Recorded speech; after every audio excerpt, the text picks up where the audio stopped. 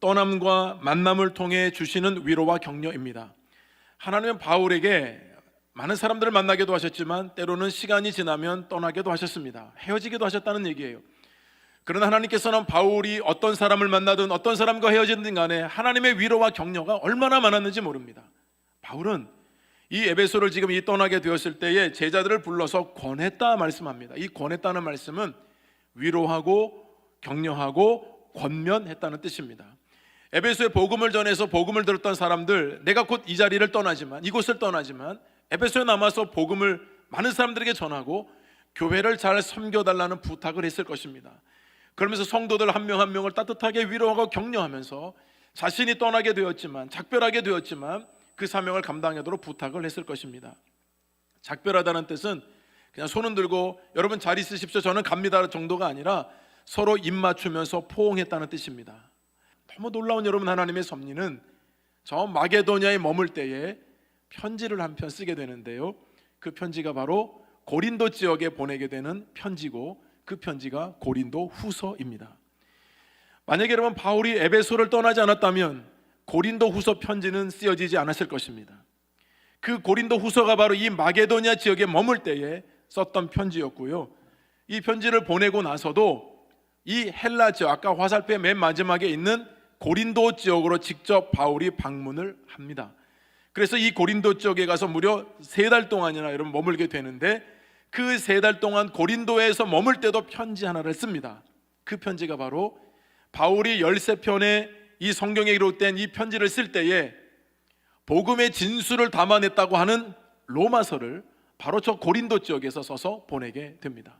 바울은 누구하고 만나든지 또 누구하고 헤어지든지 간에 하나님의 위로와 격려가 이렇게 풍성하고 많았는데요, 이 고린도에서의 이 상황을 생각해 보면 참 바울에게는 사실 아픈 지점입니다. 그런데 여기에서 참 중요한 교훈을 우리가 얻을 수 있습니다. 두 번째 교훈은 내 뜻대로 되지 않을 때 주시는 위로와 격려입니다. 우리는 내 뜻대로 되면 위로가 되고 격려가 되죠. 근데 지금 바울은 자신이 당연히 4년 동안에 얼마나 지쳤겠습니까? 이제 이 배를 타고 자기를 파송해 주었던 이 수리아 안디옥 교회로 이제 가고자 했는데 자신을 죽인다는 공모 때문에 바울은 부득이하게 다시 왔던 길로 역방향으로 이제 올라가게 됩니다. 그 길이 하나밖에 없었어요. 육로를 통해서 가는 거예요. 여러분 지도를 보시면 큰 화살표를 보세요. 이제 바울은 고린도에서 배 타고 못 가니까요, 다시 마게도냐 지방으로 올라가서 저 빌립보까지 가서 빌립보에서 배를 타고 저 드로아 건너편 가고, 드로아에서 저 밑에 에베소 밑에 있는 밀레도까지 가고, 밀레도에서 예루살렘으로 돌아오는 길밖에 없어서 그 길을 선택하게 됩니다. 내가 생각할 때는 반드시 이 길이 당연히 맞는 길이고 합리적이고 이것이 옳은 길처럼 보이지만 하나님이 그 길을 인도하시지 않을 때 우리의 반응이 뭐냐면 불평과 불만이에요. 근데 바울은 그런 모습이 없습니다. 600km를 돌아가야 되는 이 상황 가운데 바울은 그저 순종하면서 다시 그 길을 역으로 걸어갑니다.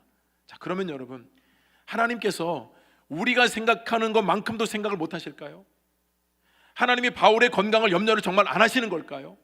하나님이 정말 바울이 이제 됐다, 너는 됐다 이러면 하나님 그냥 버려두시는 걸까요? 아니요.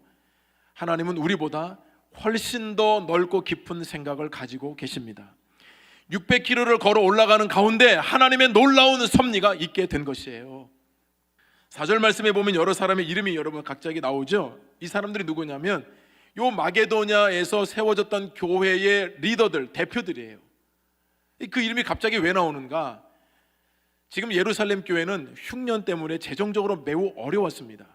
따라서 이 유럽 쪽에 있는 교회들이 그래도 성도들이 많이 모이고 헌금이 있었기 때문에 성도들에게 얘기를 했던 거예요. 여러분, 예루살렘 교회가 지금 흉년 때문에 어려우니 여러분들이 연보를 해주면 그것을 가지고 예루살렘 교회에 전달하겠다고. 그래서 여러분 교회들마다 정성을 다해서 헌금을 해준 겁니다. 그 헌금을 가지고 그 대표들이 바울보다 먼저 들어와라고 하는 지역에 가서 기다리고 있었습니다. 자, 그런데 너무 놀라운 것은요, 바울이 역으로 지금 여러분 올라가죠. 그러면 빌립보라는 지역에 도달하게 되잖아요. 근데 여러분 2차 전도 여행 때 바울이 드로아에서 의사 누가와 함께 동행하고 빌립보 지역에 갔다가 아까 말씀드린 대로 바울은 빌립보에서 어려움을 겪고 쫓겨나는데 의사 누가는 빌립보에 남아 있었습니다. 바울이 이 마게도냐 지역으로 올라가서 빌립보에 갔을 때 누가를 다시 만나게 되고 누가와 함께 드로아 지역으로 가게 된다는 것입니다. 너무 놀라운 것은 여러분 별로 안 놀라는 표정이신데 그동안 16장까지는 딱 한 번 우리라는 표현이 있었습니다. 왜냐하면 지금 이 사도행전의 저자가 누가이기 때문에 자기가 동행을 했을 경우에는 우리라는 말을 표현을 썼고요, 본인이 동행하지 않으면 우리라는 말을 쓰지 않았어요. 제3자 입장에서 바울의 행적을 기록했거든요. 우리라는 말이 나왔다는 얘기는 자기가 바울과 함께 지금 동참하고 있다는 것입니다. 이 마게도냐를 가지 않고 고린도에서 배를 타고 예루살렘을 갔다고 한다면 바울과 누가는 영원히 만나지 못했을 것입니다.